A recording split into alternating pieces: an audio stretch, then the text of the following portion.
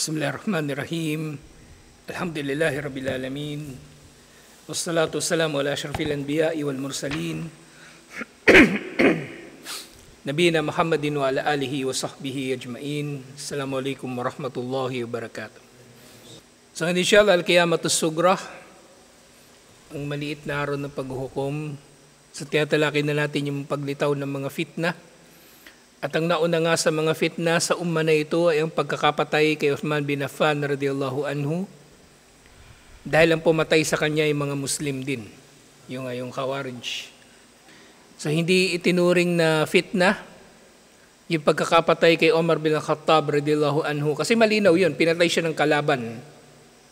Pinatay siya ng Majus, pinatay siya ng Zoroastrian na si Abu Lu'lu al-Majusi. Pero dito, sa kalagayan ni Uthman bin Affan radiyallahu anhu, matindi. At syempre matindi rin yung naging bunga nito. Sa huli nating natalakay, yung tinatanong ni Umar bin Khattab radiyallahu anhu kay Hudayfa, yung tungkol doon sa fitna na matindi. Fitna na matindi, nang tinutukoy niya, walakin allati tamuju kamawjil bahar.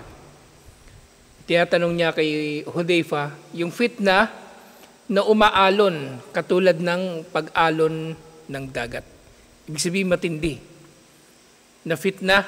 At yun nga, lahat ng may isip natin na katangian ng alon, taglay ng fitna na ito. Taglay ng fitna na ito. O mga fitna na ito. Maring marami. Na fitna na maring sunod-sunod o tuloy-tuloy, may kinalaman sa isa't isa, maaring iwahiwalay pero tuloy-tuloy at sunod-sunod. So sinagot sa kanya ni Hudayfa bin al-Yaman radiyallahu anhuma, laysa alayka minha ba'sun ya amirul mu'minin. So nung nag-usap sila ni Hudayfa sa panahon na ito, siya ng khalifa, si Umar bin Khattab radiyallahu anhu. So sabi ni Hudayfa, wala kang aalalahanin dito, Amirul Mu'minin, dahil merong nakasaradong pinto sa pagitan mo at sa pagitan ng fitna na ito. So syempre, itong sinasabi ni Hudayfa, nanggaling ito kay Propeta Muhammad sallallahu alaihi wasallam. Ibig sabihin, nagkatotoo na itong malaking fitna na ito hindi mangyayari sa panahon ni Umar bin Khattab radiyallahu anhu, kahit pa napatay siya ng Majus.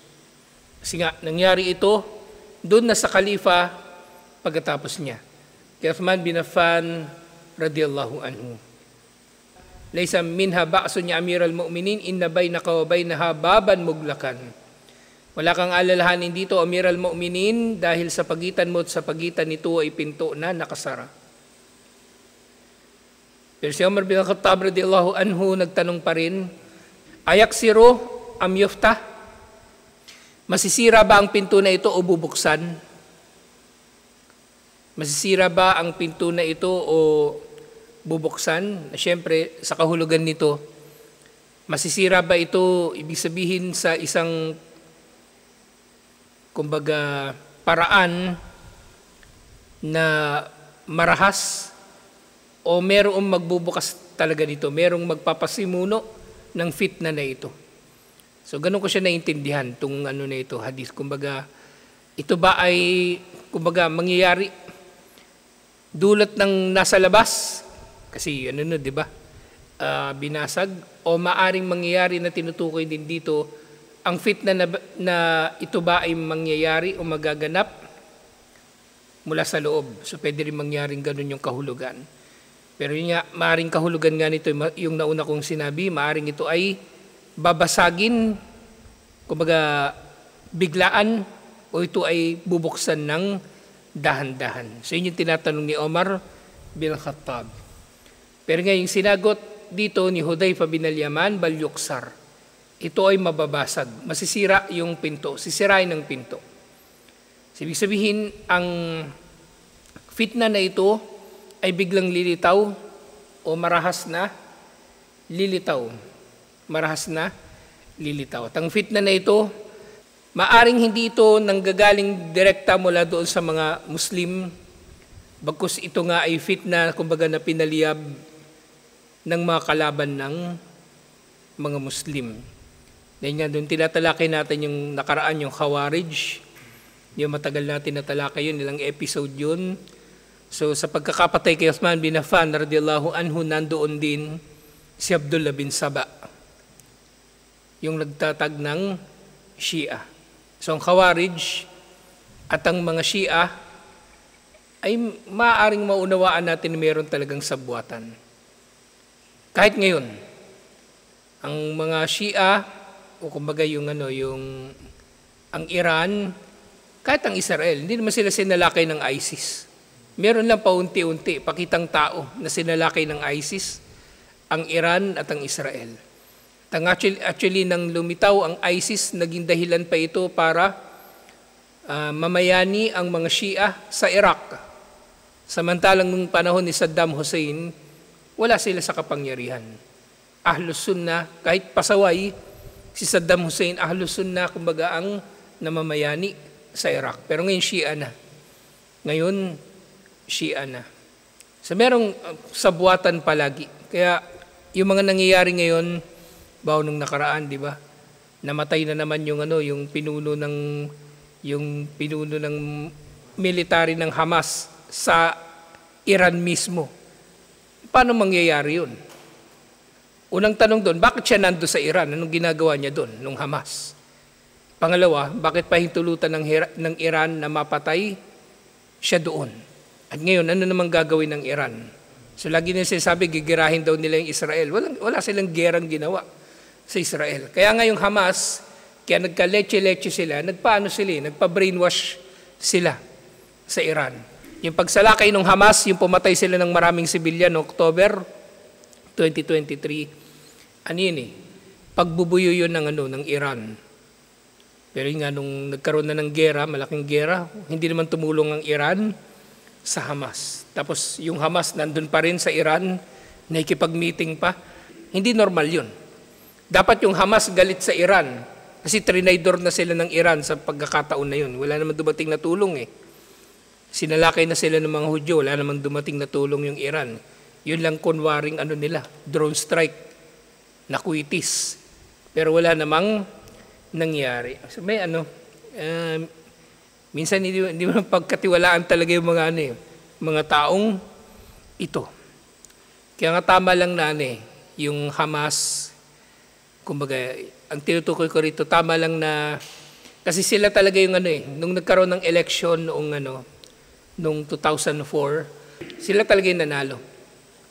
Pero nga lang, hindi ni-recognize ng mga iba't ibang bansa yung pamumuno ng Hamas kasi tinuturing sila nung una pang panahon bilang terrorist organization. Sila yung mga nagpapasimuno ng mga suicide bombing sa Israel, kumbaga yung mga Hudyo tinatarget nila at iba't iba pang ginagawa nila. Kahit laban sa sibilyan. Kahit sa Islam, bawal yun. Kaya noong 2007, nagrebelde ng Hamas, sinakop nila yung Gaza. Kaya mula 2007 hanggang ngayon, sakop ng Hamas ang Gaza, hindi ng Palestinian government, hindi yung tinatawag nilang Palestinian National Authority, hindi. Hindi sila napapailalim sa gobyerno ng Palestine. Yung Hamas ang namamahala sa Gaza. Kaya magulo yung doon, magulo yung pamamahala doon sa Gaza. So yun nga, may sabwatan. Kaya dito, yuksar, kumbaga, maraming mga pwedeng ipakahulugan natin dito sinabi ni Hudayfa na yuksar. So binasag ito mula sa labas o kaya ay binasag na nangyari ito ng biglaan. At tinanong muli ni Omar, Idan, latuglaku abada, kapag nabasag yung pinto, nasira yung pinto, may sasara ba ito uli? May sasara ba ito uli? So sinabi ni Hudayfa, kultu ajal. Sabi ni Hudayfa, oo, may sasara naman ito. Kulna li Hudayfa, at sinabi ng mga sahaba kay Hudayfa, sino ba nag-ulat nito pala?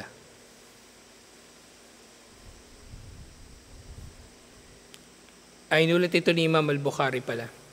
So nga sinabi ng mga sahaba kay Hudayfa, akana Omar ya'lamul bab? So alam ba ni Omar kung ano yung pinto na yun? Yung pinto na yun na nasa pagitan niya at pagitan ng malaking fitna, kaguluhan, na alon na katulad ng pag-alon ng dagat? Sinabi ni Hudayfa, qala, naam, oo, alam niya. Kama a'lamu anna duna gad laylatin. Nalalaman ito ni Omar kung ano yung pinto, katulad ng kung paano kung nalalaman na bukas o pagkatapos ng gabi na ito ay ang kinabukasan.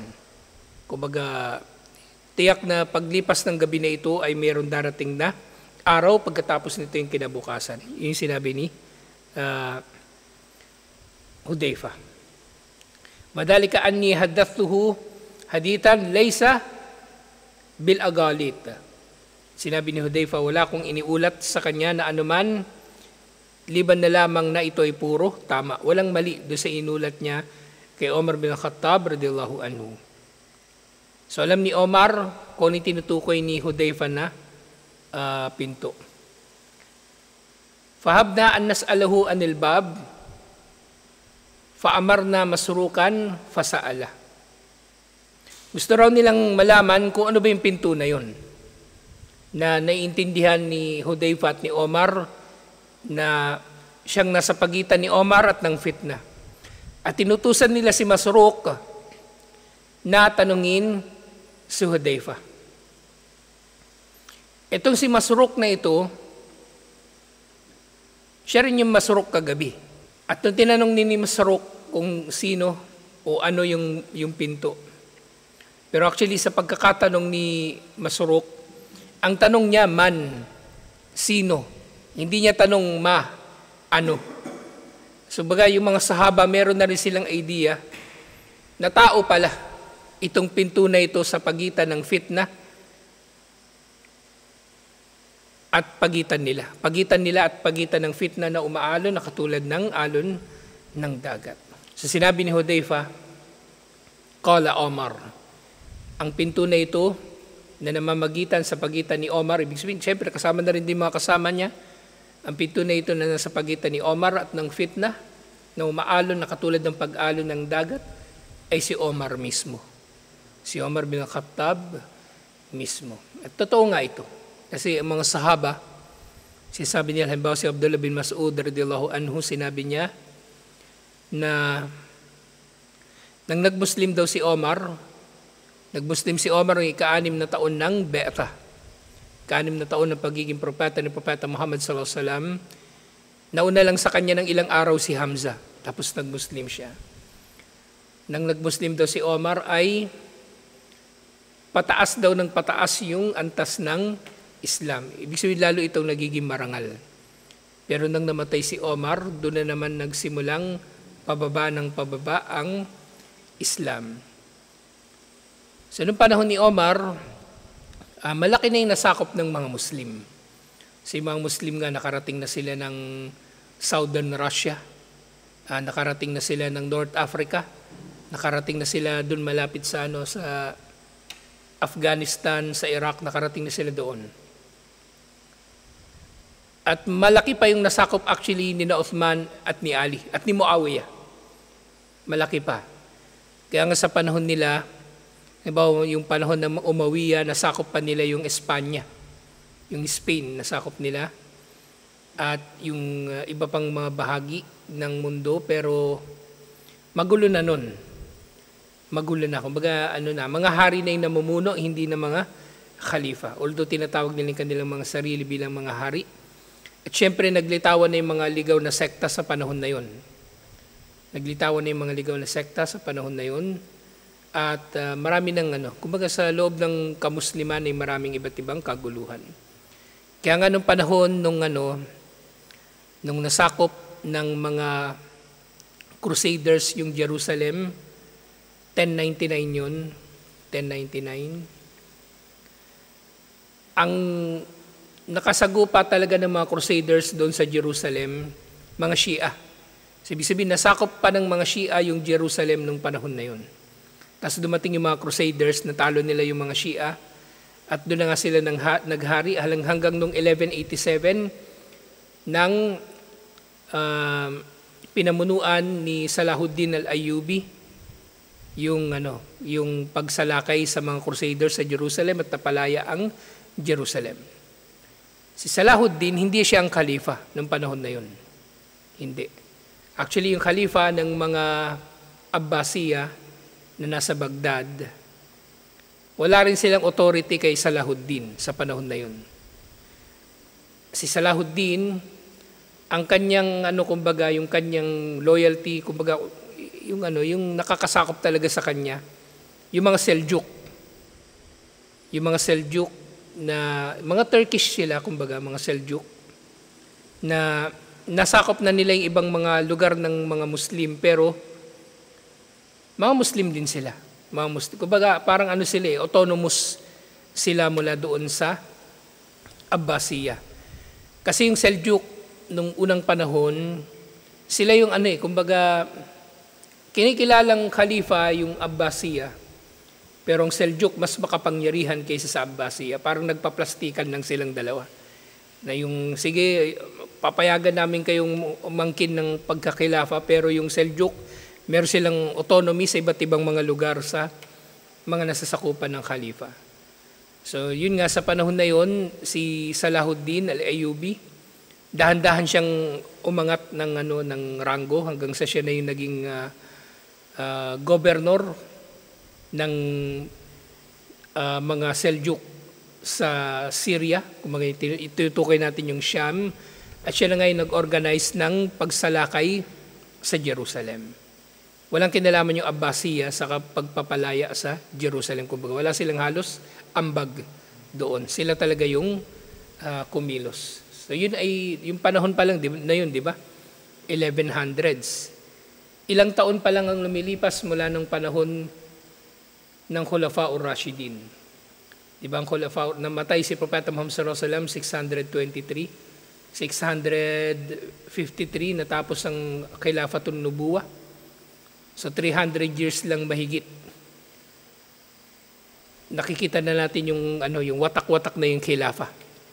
Watak-watak na yung khilafa. Lalo naman ngayon. Wala nga khalifa ngayon. Wala ring iisang bansang Muslim na matatag o naninindigan sa Islam.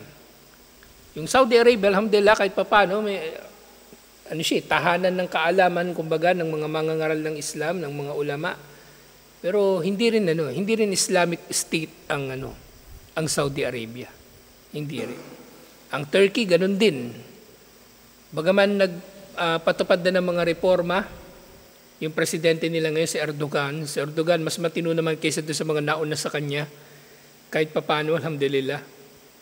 Pero wala talagang Islamic State ngayon na katulad ng Islamic State ng mga Sahaba. Yung ISIS, nag-aangkin lang yun sila ng pangalan, pero hindi sila yun. So si Omar talaga yung pinto na humaharang sa paglitaw ng fitna na yun. Yan, nakikita natin nga, totoo yung sinabi ng mga Sahaba. At syempre, hindi naman nila sasabihin yun kung hindi nila ito nalaman mula kay Propeta Muhammad sallallahu alaihi wasallam.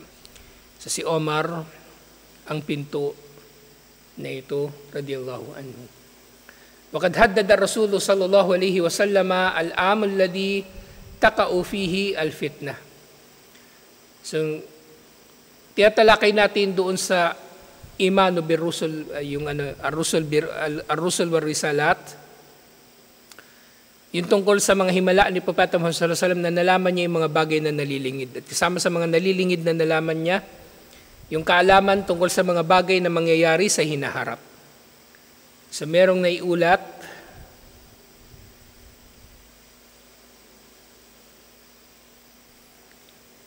hindi na nabanggit dito yung kung kaninong riwaya ito. So tukoy daw ni Propeta Muhammad sallallahu alaihi wasallam yung tanong kung kailan mangyayari ang fitna na ito. Sa isang hadith na iniulat ni Abdullah bin Mas'ud radhiyallahu anhu, qala Rasulullah sallallahu alaihi wasallam, sinabi ni Propeta Muhammad sallallahu alaihi wasallam, taduru rahal islami ba'da 35. Ang Islam daw, kumbaga yung pag-ikot daw nito, kumbaga inihalin tulad ni Propeta Muhammad sallallahu alaihi wasallam, yung cycle, kumbaga cycle ng mga malalaking mangyayari sa Islam sa isang yung gilingan nung unang panahon na hinihila ng kalabaw. Nakita na kayo ng ganon? Yung gilingan na hinihila ng kalabaw na doon ginigiling yung halimbawa yung tubo, yung asukal, doon sinasalang yung tubo, tapos makakatas yun, tapos dadalo yung katas noon at yun yung pakukuluan para maging asukal. So inihalin tulad ni Propeta Muhammad sallallahu alaihi wasallam doon na tuwing ng 35 years ay iikot daw yun. So parang sinasabi niya, tuwing ng 35 years ay magkakaroon ng malaking pangyayari sa kasaysayan ng mga Muslim. Merong malaking pangyayari sa kasaysayan ng mga Muslim. So sinabi rin dito, فَإِنْ يَهْلِكُوا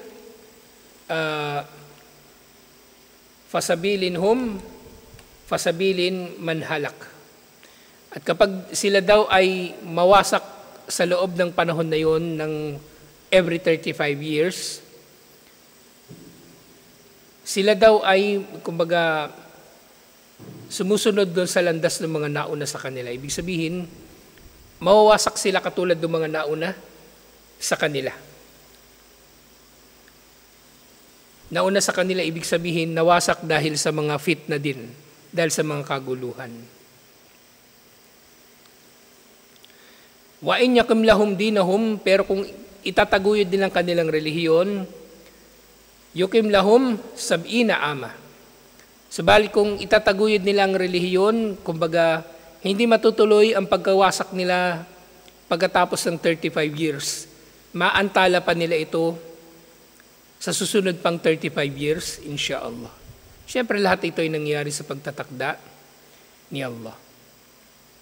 At nga sinabi, Wafi riwayatin, kala Omar, at sa pangulat, sinabi ni Umar bin Khattab radhiyallahu anhu, Ya Nabi Allah, o sugo ni Allah, o propeta ni Allah, mimma bakiya, o mimma mada. O sugo ni Allah, tinanong ni Propeta Muhammad sallallahu alaihi wasallam, ilan pa ang natitira o ilan na ang lumipas? Ilan na ang natitira o ilan na ang lumipas dito sa 35 years o doon sa 70 years na yun na tinukoy niya. Wakad samaha, rihal Islam, tashbihan lil harbi, birreha.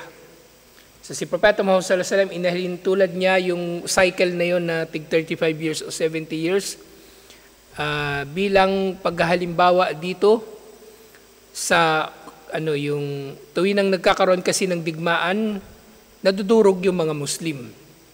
Nadudurog yung mga Muslim, nadudurog ang mga tao.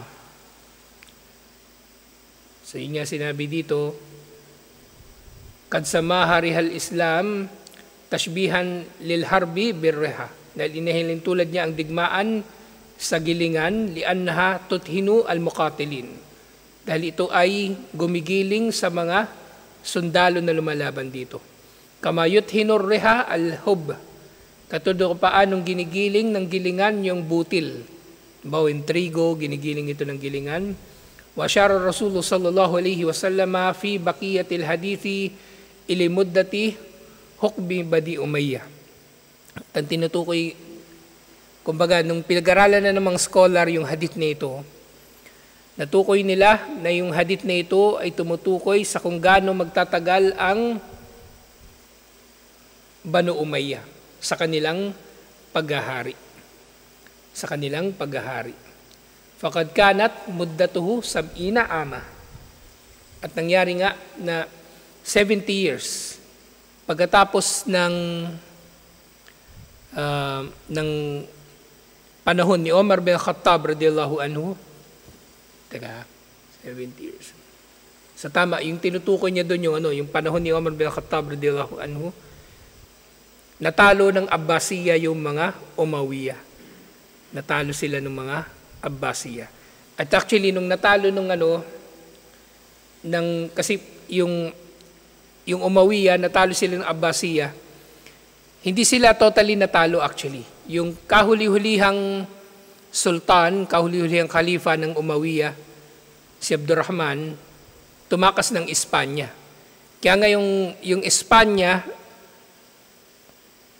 may sarili silang khilafa doon sa Cordoba. May sarili silang khilafa. Bukod pa doon sa khilafa ng Abbasiyya doon sa Iraq. Sa 70 years. Na kung titingnan natin, subhanallah, ito yung binanggit dito ni Sheikh, yung 70 years. Pero kung titingnan pa natin, kung mula naman sa panahon ni Propeta Muhammad sallallahu alaihi wasallam, 23 years siyang naging propeta. 2 taon naging khalifa, si Abu Bakar. At 10 taon na naging khalifa, si Omar. 35 din. Pero dahil nanatili ang mga sahaba, ang mga Muslim, yung salaf kasama na sa Islam, na panatili pa nila ang pamamayani ng Islam, sa 70 years pa na natitira. Sa susunod na 70 years pagkatapos ni Omar bin Khattab radhiyallahu anhu. Hindi, another 35 years na pala pagkatapos ni 70 pagkatapos ni Omar. Pagkatapos ni Omar. Yung hadith na yun ni Abdullah bin Mas'ud ay nababanggit o iniulat ni Imam Al-Bukhari. Iniulat ni Imam Al-Bukhari. Wakad saraha fi ba'di riwayat mimma yakunu min halil umma fi tilkal fitna. Nababanggit din sa ilang mga ulat ang magiging kalagayan ng umma na ito pagdating ng mga fitna na ito. Fa fi hadith Abi Hurairah radhiyallahu anhu, may hadith iniulat ni Abu Hurairah radhiyallahu anhu. Sinabi ni Propeta Muhammad sallallahu alaihi wasallam, la taqumu sa'atu hatta taqtatalu fi'atani adimatani takunu bainahuma maktalatun adimatan wa da'wahuma wahida. So meron daw sa dulo ng panahon bago maitaguyod ang araw ng paghukom, maglalaban daw yung dalawang malalaking grupo. At magkakaroon ng maraming mamamatay sa pagitan nilang dalawa.